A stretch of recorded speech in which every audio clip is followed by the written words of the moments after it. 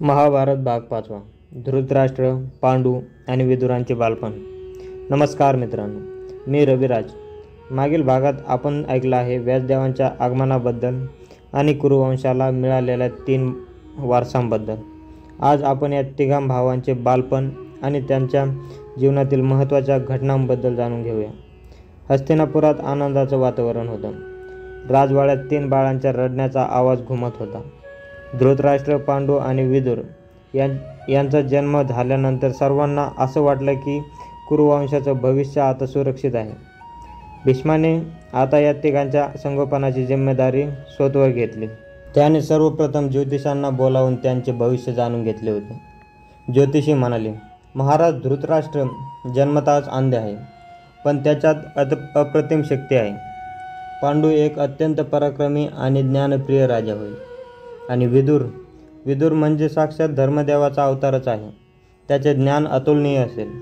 भीष्माने मान डोलावली आणि म्हणाला, मी या तिघांना अशा पद्धतीने वाढवल की ते एकमेकांना पूरक ठरतील आणि कुरुवंशाचे नाव उज्ज्वल ठेवतील. दिवस, महिने आणि वर्षे लोटत गेली. पुढे तिघेही भाऊ मोठी होऊ लागले. धृतराष्ट्र अंध असला तरीही त्याची शारीरिक शक्ती अप्रतिम होती. तो एका हाताने दगडाचे शिल्प असे चोराडून टाकत असे. एकदा भीष्म त्याला म्हणाले, धृतराष्ट्रा, तुझी शक्ती अद्भुत आहे, पण लक्षात ठेव, शक्तीसोबत संयमही फार महत्त्वाचा आहे.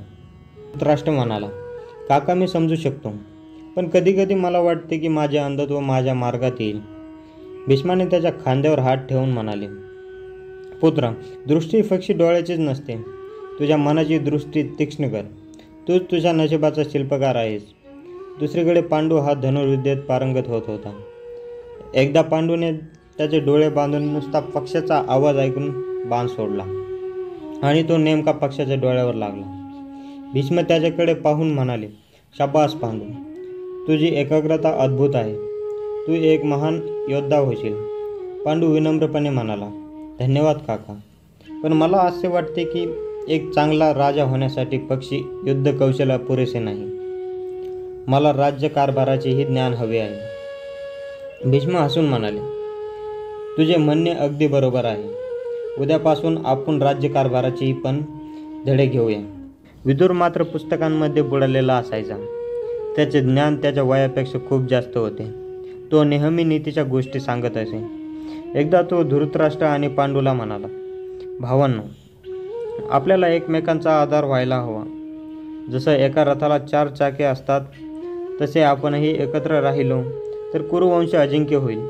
धृतराष्ट्र आणि पांडू दोघेही विदुराच्या या शहाणपणाने चांगलेच प्रभावित झाले.